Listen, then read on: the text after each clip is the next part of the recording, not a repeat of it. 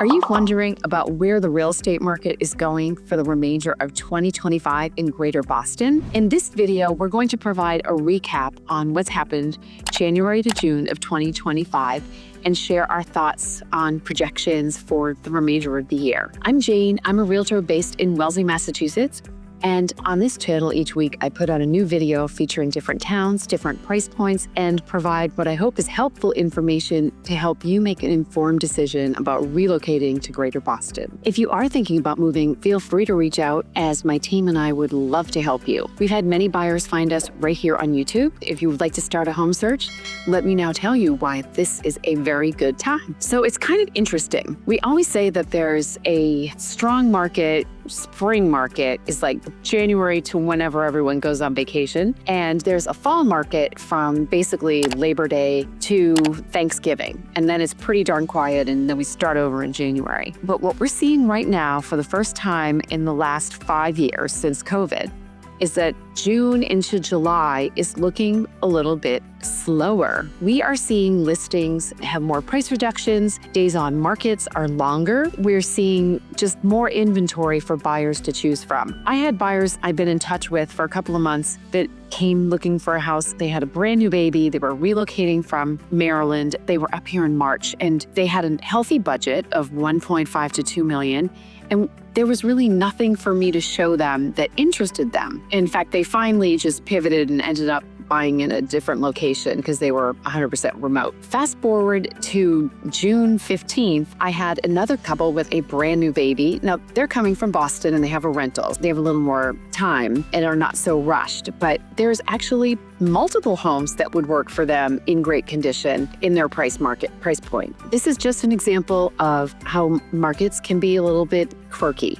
Now, why do we think it's quieting down a little bit? Is it the global news? Is it that interest rates are persistently high? Is it because there's some uncertainty in people's jobs? I mean, I think it could be all of those reasons, but we can never really give you a definitive answer until we're looking at it in the rearview mirror. But what I can tell you is if you need to be in Boston, Greater Boston, Metro West area, this is a good time to be searching. Now, if you're a seller in this market, it is more important than ever to price properly. We always encourage our sellers to make sure that they buff their homes up, get things decluttered and cleaned, and put their best foot forward with great photos and good marketing.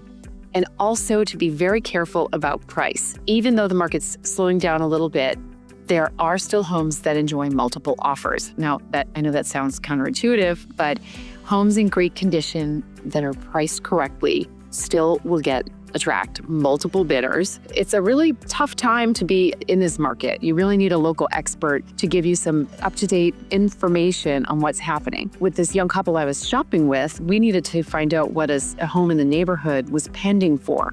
So because I have a great relationship with that realtor, I was able to call her and get the skinny on what had transpired, and that is going to inform a price that we're going to put forth, which is significantly under asking, to try to win this house at this particular price. It's important to have as current information as you possibly can. So let's jump over to Natick, one of our other favorite towns.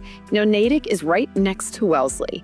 The median sale price is $1 million lower. So while it's 2.1 and change in Wellesley, it's 1.1 and change in Natick. We're still seeing a brisk market there. It's still a place where you can get new construction between $1.5 and $2 million on a decent lot in a cute little neighborhood. The market there is still a little bit tighter. In case you're curious, a balanced market is 6 months of inventory, and Wellesley's creeping up for the first time, the highest in 5 years, to about 3.6 months of inventory. Natick is still under 2 months of inventory. So that means it would only take 2 months in theory to sell all of the available homes. And as I said, a healthy market is 6 months. We have not seen 6 months since 2019. So I think that even though the marketing is balancing out a little bit, it's going to continue to be a seller's market. The reason is we enjoy a very healthy, diverse economy here. We have people in pharmaceuticals and technology and education and finance and medicine. We have this